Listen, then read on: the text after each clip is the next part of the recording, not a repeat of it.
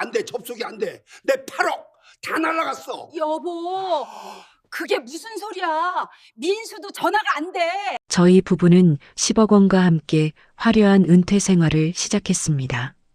그 풍족했던 생활이 단 1년 만에 차가운 길바닥 위에서 끝나게 될 줄은 상상이나 했을까요? 저희는 과연 무엇을 잘못했던 걸까요? 그리고 모든 것을 잃고 나서야 깨닫게 된 진짜 소중한 것은 무엇이었을까요? 곧 시작될 이야기에 온전히 집중하실 수 있도록 구독과 좋아요, 알림 설정은 미리 눌러주시면 감사하겠습니다. 박정태 고객님 10억 원. 정확히 입금 완료되셨습니다. 은행 창구 직원의 목소리는 봄날처럼 따뜻했지만 박정태 씨의 귀에는 마치 천둥 소리처럼 울렸습니다.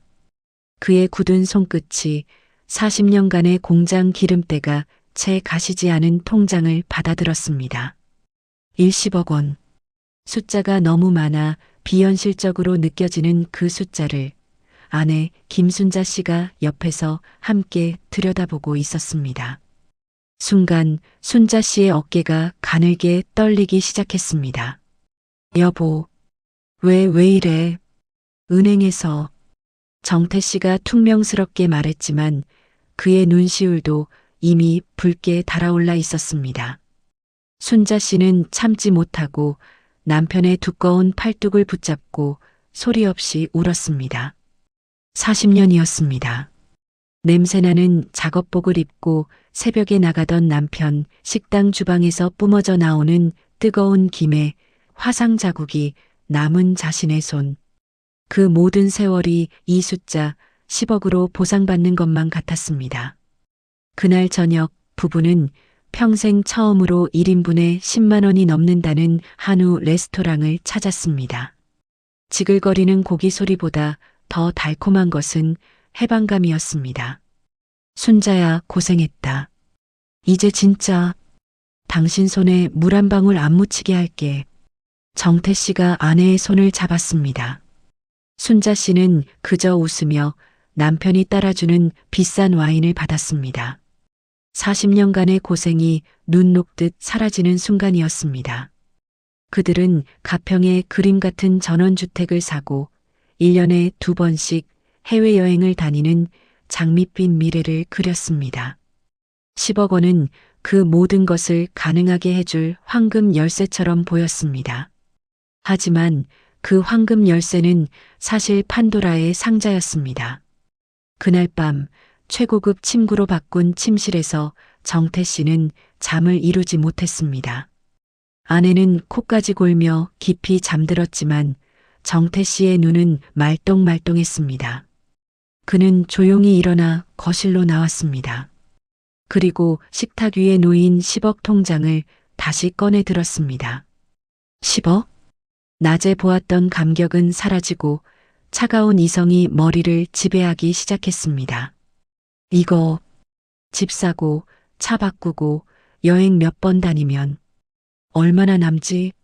10억은 분명 거대한 돈이었지만 평생이라는 단어 앞에서는 한없이 작아 보였습니다. 까먹는 거 한순간이야. 그의 입에서 탄식이 흘러나왔습니다. 10억을 지켜야 한다는 생각이 굴려야 한다는 조급함으로 바뀌는 순간이었습니다. 40년간 성실하게 살아온 그였지만 은퇴라는 단어가 주는 불안감과 10억이라는 숫자가 주는 압박감은 그를 잠식하기 시작했습니다. 그때였습니다. 여보, 안 자고 뭐해요? 잠에서 깬 순자 씨가 거실로 나왔습니다. 남편의 심각한 표정을 본 순자 씨는 그런 소리 말아요. 우린 이 돈으로 충분히 행복하게 살 수 있어라며 남편을 다독였습니다. 하지만 남편을 다시 침실로 들여보내고 순자 씨는 식탁에 남겨진 10억 통장을 바라보았습니다. 그녀의 머릿속에도 10억이 아닌 다른 숫자가 떠올랐습니다. 3억? 아니, 5억. 5억만 우리 민수한테 밀어주면. 번번이 사업에 실패하고 빚에 쫓기는 아들, 박민수. 10억이라는 돈은 순자 씨에게 잊고 살았던 맹목적인 모성애를 다시금 불타오르게 만들었습니다. 10억? 그 돈은 그날 밤 한 침대를 쓰는 부부를 각자의 욕망이라는 독방에 가둬버렸습니다. 회장님들 10억. 요즘 강남의 아파트 한 채도 못 사는 돈입니다. 안 그렇습니까? 박정태 씨는 회장님이라는 소리에 어깨가 으쓱해졌습니다. 10억 통장을 본 후 찾아온 불안감에 은퇴자 모임에서 만난 친구의 손에 이끌려 VIP 투자 설명회에 참석한 길이었습니다. 말쑥한 정장 차림의 차진혁 이사는 정태 씨 같은 초보 부자들의 조급함을 정확히 꿰뚫고 있었습니다. 은행에 10억 넣어두면 1년에 이자 3천만 원. 세금 떼면 월 200입니다. 그걸로 품위 유지가 되십니까? 차진혁이 띄운 PPT 화면에는 원금 보장, 월 10% 복리 수익, 미공개 정보 같은 자극적인 단어들이 춤을 추고 있었습니다. 정태 씨의 심장이 거칠게 뛰기 시작했습니다. 월 10%면 5억만 넣어도 월 5천만 원? 40년 공장 생활 월급보다 많은 돈이었습니다. 하지만 이 투자는 아무나 받지 않습니다. 저희는 고객의 급을 봅니다. 차진혁은 정태 씨를 지그시 바라보며 웃었습니다. 그 오만한 미소는 정태 씨의 마지막 이성을 마비시켰습니다.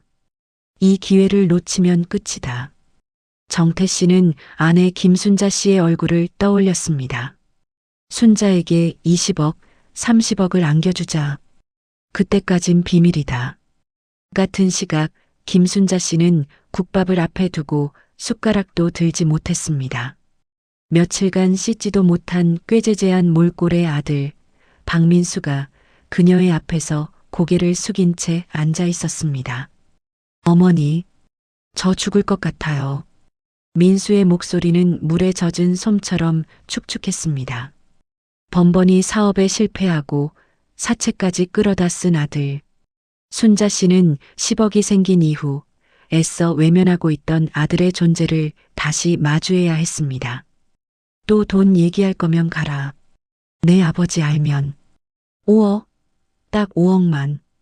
이번엔 진짜 아이템이. 시끄럽다. 순자 씨가 버럭 소리를 질렀습니다. 그때 민수가 입고 있던 후드티 모자를 벗었습니다. 그의 이마에는 시퍼런 멍 자국이 선명했습니다. 어제 찾아왔었어요. 빚쟁이들 3일 준대요. 5억 못 막으면 아버지 퇴직금 10억 소문 다 나서 아버지, 어머니도 무사하지 못할 거라고. 그것은 협박이었지만 순자 씨의 귀에는 아들의 마지막 비명처럼 들렸습니다. 내 아들이 죽는다. 이성이 마비되고 맹목적인 모성애가 순자 씨의 온몸을 지배했습니다. 그녀는 떨리는 손으로 아들의 손을 잡았습니다. 내 아버지한텐 비밀이다. 부부는 어색하게 등을 돌리고 누워 있었습니다. 두 사람 모두에게서 거짓말의 냄새가 났습니다. 먼저 침묵을 깬 것은 정태 씨였습니다. 10억 말인데 내가 안전하게 5년짜리 정기예금에 묶어뒀어. 5억만. 어머, 잘했어요. 순자 씨가 과장되게 반응했습니다. 사실 나도 친정 조카가 급하다고 해서 5억 정도 빌려줬어요. 금방 준다고 하니까. 괜찮죠? 뭐, 5억을? 누구 맘대로. 아니, 당신도 5억 예금했다며. 그럼 됐잖아요. 부부는 처음으로 돈 때문에 서로에게 고함을 질렀습니다. 하지만 그 고함 속에는 들키지 않았다는 안도감이 교묘하게 숨어 있었습니다. 그날 낮 박정태 씨는 아내 몰래 5억을 차진혁의 법인 계좌로 송금했습니다. 그날 낮 김순자 씨는 남편 몰래 5억을 아들 박민수의 가상화폐 지갑 주소로 송금했습니다. 아들의 요구였습니다. 10억? 부부의 40년이 담긴 그 돈은 그렇게 단 하루 만에 두 개의 시한폭탄이 되어 각자의 길을 떠났습니다. 하하, 순자야, 이것 봐라. 8억? 8억 됐어. 이게 돈을 버는 거라니까. 박정태 씨는 아침에 눈을 뜨면 가장 먼저 차진혁이 설치해준 VIP 전용 앱을 확인하는 것이 일과가 되었습니다. 앱 속의 숫자는 마법처럼 매일같이 불어났습니다. 5억 원이었던 원금은 석 달 만에 8억을 넘어 9억을 향해 달려가고 있었습니다. 어머 여보, 정말 당신 대단하다. 우리 진짜 전원주택 가는 거예요? 순자 씨도 덩달아 신이 났습니다. 정태 씨는 거만하게 헛기침을 했습니다. 전원주택? 에이 무슨. 가평 말고 타워 팰리스로 가야지. 당신은 아무것도 몰라도 돼. 이 박정태가 20억, 30억 만들어서 호강시켜줄 테니까. 정태 씨의 목소리는 40년간 단 한 번도 가져보지 못했던 성공한 사업가의 그것이었습니다. 그는 아내가 친정에 빌려준 5억 따위는 이미 잊은 지 오래였습니다. 바로 그 순간 순자 씨의 핸드폰이 까톡하고 울렸습니다. 아들 민수였습니다. 메시지 어머니, 드디어 사무실 이전했습니다. 지금 영랑 인수 합병 이야기 오가고 있어요. 최소 10배 봅니다. 50억? 순자 씨는 떨리는 손으로 핸드폰을 가슴에 품었습니다. 50억? 내 아들. 장하다. 그녀는 남편의 눈치를 살피며 몰래 오케이 사인을 보냈습니다. 아이러니하게도 부부는 서로에게 속고 있다는 사실은 꿈에도 모른 채 서로가 대박을 터뜨렸다고 확신하고 있었습니다. 차진혁이 보내준 앱은 숫자가 오르기만 하도록 조작된 가짜였습니다. 아들 민수가 보낸 사진은 하루 50만 원에 빌린 공유 오피스와 단기 알바들이었습니다. 두 개의 거짓말은 부부의 욕망을 먹고 무럭무럭 자라났습니다. 그리고 이 거짓된 풍요는 부부를 마지막 파멸의 구덩이로 밀어넣었습니다. 며칠 뒤 차진혁에게서 전화가 왔습니다.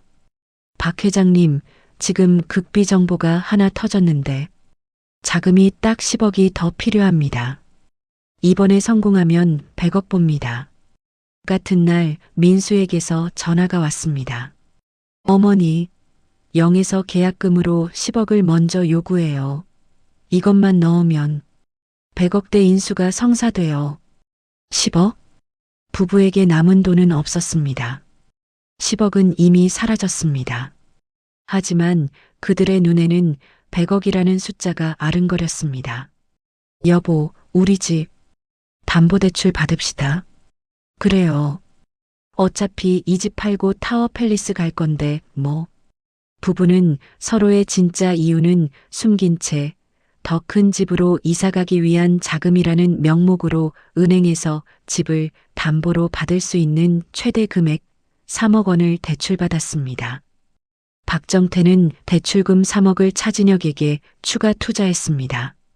김순자는 아들에게 이게 정말 마지막이라며 3억을 추가 지원했습니다. 물론 정태 몰래였습니다. 그녀는 자신의 비상금 5천만 원까지 얹어 보냈습니다. 10억은 영원이 되었고 이제 마이너스 3억의 빚까지 생겼습니다. 폭풍전야. 1년 만에 모든 것이 터지기 직전 부부의 거짓된 행복은 역설적이게도 인생의 절정에 달해 있었습니다. 대출금 3억을 각각 100억의 꿈에 밀어넣은 다음 날 아침이었습니다.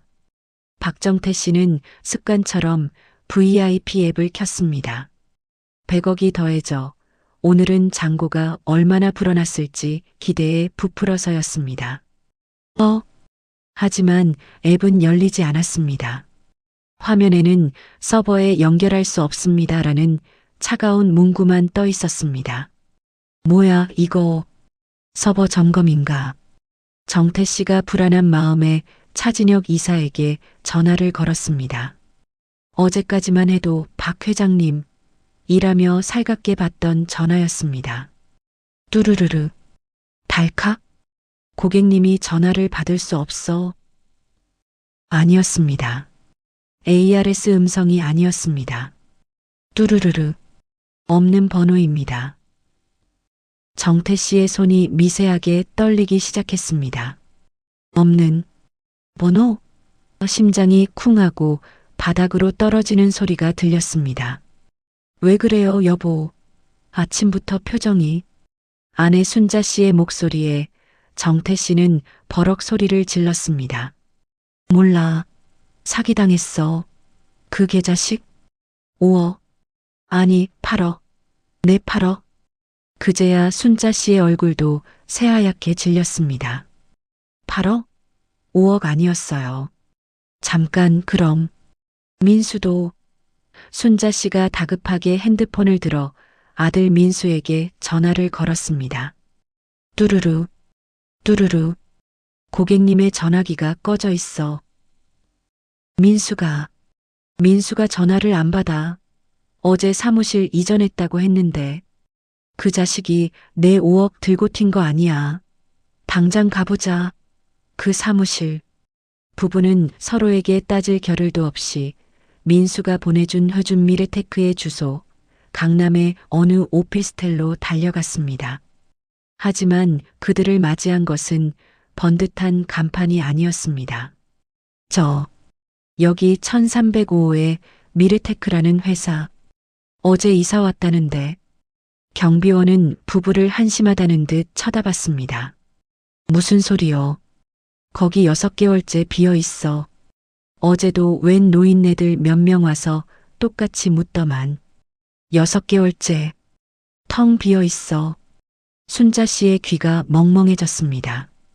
아들이 보낸 사진, 직원들, 영인수. 모든 것이 가짜였습니다. 그 순간 10억이라는 거대한 퍼즐이 맞춰졌습니다.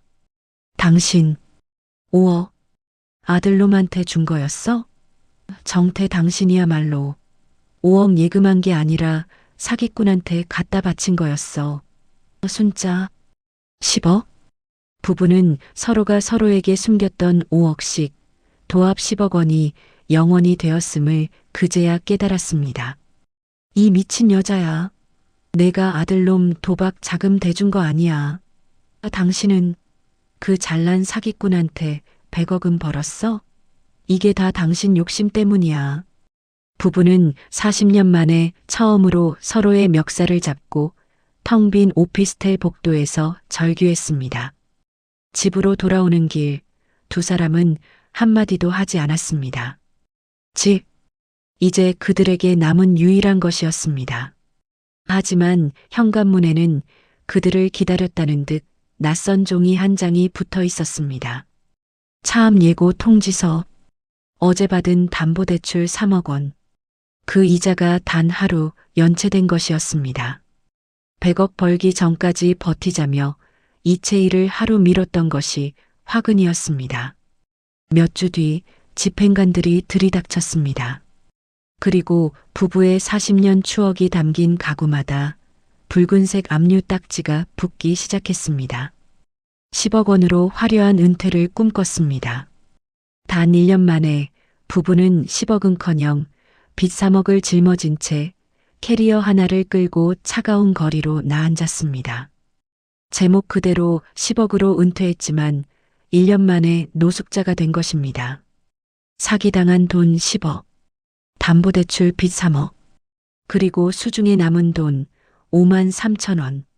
찜질방을 전전하던 부부의 돈은 일주일 만에 바닥났습니다. 갈 곳이 없었습니다. 40년간 성실하게 살아온 대가로 그들이 마지막으로 몸을 누인 곳은 차가운 바람이 몰아치는 지하철역 구석이었습니다. 흐흑. 김순자 씨는 낡은 캐리어에 기댄 채 소리 죽여 울었습니다. 그녀의 울음소리는 지하철 소음에 묻혀 아무에게도 들리지 않았습니다. 그칠, 울긴 왜 울어? 다 내가 그 망할 자식한테 돈 퍼줘서 이 꼴 난 거 아냐? 박정태 씨가 남은 돈 2,000원으로 산 소주병을 들이켰습니다. 알코올이 식도를 태우고 내려갔지만 가슴속의 천불은 꺼지지 않았습니다. 차라리 그때 5억만 사기당했으면 집이라도 남았지. 내 아들이 내 집까지 날려먹은 거야. 알아들어? 정태 씨는 아내의 멱살이라도 잡을 기세로 소리쳤습니다. 하지만 순자 씨는 넋이 나간 사람처럼 민수, 우리 민수, 어떻게? 라는 말만 중얼거렸습니다. 그녀는 이미 제정신이 아니었습니다. 에이, 정태 씨가 우라통이 터져 소주병을 벽에 내리치려던 바로 그 순간이었습니다. 쯧쯧, 그거 깬다고 10억이 돌아오나? 주름지고 때가 낀 손이 정태 씨의 손목을 거칠게 막아섰습니다. 냄새나는 폐지를 한가득 실은 술에 그 앞에 깡마른 이동식 노인이 서 있었습니다. 뭐야? 이거 나. 정태 씨가 손을 뿌리쳤지만 이동식 노인은 아랑곳하지 않고 자신의 보따리에서 무언가를 주섬주섬 꺼냈습니다. 자 먹어. 보아하니 오늘 첫 끼구먼. 따뜻한 김이 모락모락 나는 컵라면 2개였습니다. 우리가 거진 줄 알아. 필요 없어. 치워. 정태 씨가 손을 내저었지만 노인은 피식 웃으며 컵라면을 부부 사이에 밀어 넣었습니다. 쯧쯧. 딱 10억 잃은 표정이네. 두 양반. 나는 50억 잃었소다.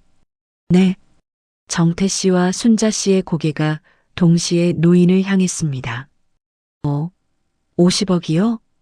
이동식 노인은 구멍난 장갑을 낀 손으로 폐지를 꾹꾹 눌러 담으며 마치 남의 얘기하듯 덤덤하게 말했습니다. 한때 강남에서 빌딩 3개 굴렸지. 돈이 돈을 버는 줄 알았어. 당신들처럼. 부부는 숨을 죽였습니다. 지금 자신들 눈앞에 있는 남루하기 짝이 없는 이 노인이 50억 자산가였다는 사실을 믿을 수 없었습니다. 근데 50억 잃고 나니까 10억은 돈도 아니더구만. 웃기지? 노인은 헛웃음을 터뜨렸습니다. 근데요, 50억 잃고 나니까 이 1,000원짜리 컵라면 국물이 그 비싼 한우보다 얼마나 단지 알게 됩디다. 정태 씨는 깨려던 소주병을 바닥에 내려놓았습니다. 순자 씨는 멍하니 컵라면의 김을 바라보았습니다. 이동식 노인은 마지막으로 폐지를 정리하며 일어섰습니다.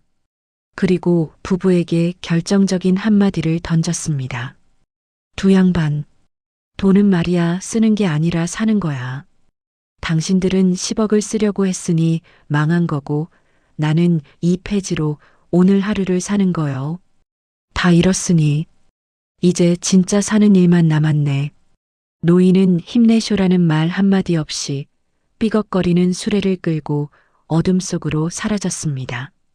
박정태 씨와 김순자 씨는 한참 동안 그 자리에 못 박힌 듯 앉아 있었습니다. 사는 일만 남았다. 그 말이 부부의 텅 빈 가슴에 10억보다 더 무겁게 내려앉았습니다. 1,000원짜리 컵라면 국물은 10억보다 더 짰습니다. 박정태 씨와 김순자 씨는 말이 없었습니다. 이동식 노인이 떠난 자리에 앉아 부부는 1년 만에 처음으로 서로를 바라보았습니다. 원망의 대상이 아니라 동지로서였습니다. 정태 씨는 마시다 만 소주병을 집어들었습니다. 그리고 그것을 벽에 깨부수는 대신 저 멀리 있는 쓰레기통을 향해 걸어갔습니다. 쨍그랑 소리가 아니라 쿵 하는 둔탁한 소리를 내며 그의 과거가 버려졌습니다. 그는 돌아와 아내 순자 씨에게 손을 내밀었습니다. 가자. 어딜? 가요. 살러 가자. 그 영감 말대로. 이제 사는 일만 남았잖냐. 그날로 부부는 지하철역을 떠났습니다. 구청에서 운영하는 임시 쉼터의 좁은 2인실에 몸을 누였습니다. 다음 날 해가 뜨기도 전인 새벽 4시 부부는 나란히 쉼터를 나섰습니다. 정태 씨는 인력시장으로, 순자 씨는 직업소개서로 향했습니다. 나이가 62세시네요. 경력은 공장 관리직. 저희가 드릴 일은 없는데 아무거나 합니다. 청소, 경비, 뭐든. 사장님, 식당 일 한 번도 안 해보셨네. 손이 이게 뭐야, 곱기만 해서. 우리 주방은 전쟁터인데. 시켜만 주십시오. 설거지, 음식물 쓰레기, 뭐든. 40년 공장 경력은 아파트 야간 경비원이라는 직함 앞에서 무용지물이었습니다. 손에 물 안 묻히게 해주겠다던 남편의 약속은 함께 물에 손을 담그자는 처절한 현실이 되었습니다. 정태 씨는 밤마다 입주민들에게 90도로 인사했고 순자 씨는 하루 수백 개의 그릇을 닦으며 퉁퉁 부은 손으로 음식물 쓰레기를 날랐습니다. 10억을 가졌을 때 두 사람은 서로 다른 꿈을 꾸며 각자의 방에서 잠들었습니다. 영원이 되었을 때 두 사람은 각자의 일터에서 밤을 새우고 새벽 첫 차에서 만나 쪽잠을 잤습니다. 그리고 한 달 뒤 정태 씨의 통장에 150만 원이 순자 씨의 통장에 120만 원이 찍혔습니다. 합이 270만 원. 10억의 이자에도 미치지 못하는 돈이었습니다. 순자 씨는 식당 탈의실에 주저앉아 10억이 생겼을 때도 흘리지 않았던 뜨거운 눈물을 쏟아냈습니다. 이것은 돈이 아니었습니다. 자신들이 살아있다는 증거였습니다. 부부의 첫 월급 270만 원. 두 사람은 그 돈으로 가장 먼저 집을 구했습니다. 보증금 100만 원에 월세 20만 원. 창문도 없는 3평짜리 쪽방이었습니다. 10억으로 가평 전원주택을 꿈꿨던 부부의 새로운 보금자리였습니다. 방 안에는 중고로 산 낡은 냉장고와 이불 한 채가 전부였습니다. 하지만 그곳은 쉼터가 아닌 두 사람의 집이었습니다. 순자야, 오늘 월급날인데 뭐 먹고 싶어? 알면서 제일 비싼 걸로. 부부가 말한 제일 비싼 것은 편의점에서 파는 2,000원짜리 프리미엄 컵라면이었습니다. 신문지를 밥상 삼아 김치 한 조각에 컵라면을 먹는 저녁. 1년 전 10만 원짜리 한우를 굽던 그 레스토랑과는 비교할 수도 없이 초라했습니다. 순자야. 정태 씨가 1년 만에, 아니 40년 만에 처음으로 아내의 눈을 제대로 바라보며 말했습니다. 미안했다. 내 욕심이 당신 손에 물 안 묻히게 해주겠다던 놈이 결국 흙탕물을 묻혔네. 순자 씨는 퉁퉁 부은 손으로 젓가락을 내려놓았습니다. 그리고 1년 만에 처음으로 진짜 웃었습니다. 아니에요. 여보, 당신 이렇게 내 눈 보고 밥 먹는 거 10억 생기고 나서 처음이네. 그랬습니다. 10억이 있을 때 부부는 서로의 핸드폰만 바라봤습니다. 정태는 가짜 수익 앱을, 순자는 가짜 성공 사진을 보느라 서로의 얼굴을 잊고 살았습니다. 10억이 있을 때 부부는 10만 원짜리 한우를 먹으며 서로의 거짓말을 숨겼습니다. 영원이 되었을 때 부부는 1,000원짜리 컵라면을 먹으며 서로의 진심을 나눕니다. 돈은 잃었지만 부부는 40년 만에 부부를 되찾았습니다. 쪽방에서 맞이하는 두 번째 월급날이었습니다. 순자 씨는 남편 정태 씨의 경비원복을 꿰매고 있었고 정태 씨는 라디오를 듣고 있었습니다. 그때였습니다. 또? 누구세요? 이 시간에 문을 연 순자 씨의 손이 멈췄습니다. 문 밖에는 1년 전 5억을 들고 잠적했던 아들 박민수가 서 있었습니다. 영인수를 외치던 번지르르한 CEO의 모습이 아니었습니다. 안전모에 먼지가 뽀얗게 쌓인 막노동 점퍼, 흙먼지로 뒤덮인 작업화. 그는 부모님보다 더한 나락에 다녀온 얼굴이었습니다. 민수야. 어머니. 민수는 부모님의 얼굴을 확인하자마자 그 좁은 쪽방 입구에 쿵 소리가 나게 무릎을 꿇었습니다. 그리고 짐승 같은 울음소리를 토해내기 시작했습니다. 아버지, 어머니, 제가 죽일 놈입니다. 으흐흑. 민수는 주머니에서 꼬깃꼬깃한 현금 봉투 하나를 꺼내 부모님 발 앞에 밀어놓았습니다. 5억이 아니었습니다. 100만 원, 5만 원짜리 20장이 땀에 젖어 뭉쳐 있었습니다. 5억, 사기당하고 도박으로 다 날리고 죽으려고 했습니다. 근데 아버지가 경비원 한다는 소문, 어머니가 식당 일한다는 소문을 듣고 차마 죽을 수가 없었습니다. 3달 동안 막노동했습니다. 이게 제가 번 전부입니다. 죄송합니다. 1년 전에 박정태였다면 당장 아들의 멱살을 잡고 내 5억 내놔 라고 소리쳤을 것입니다. 하지만 1,000원짜리 컵라면의 가치, 그리고 150만 원짜리 월급의 무게를 알게 된 지금의 박정태는 달랐습니다. 그는 조용히 라디오를 끄고 무릎 꿇고 떠는 아들에게 다가갔습니다. 민수야. 네. 아버지. 죽여주세요.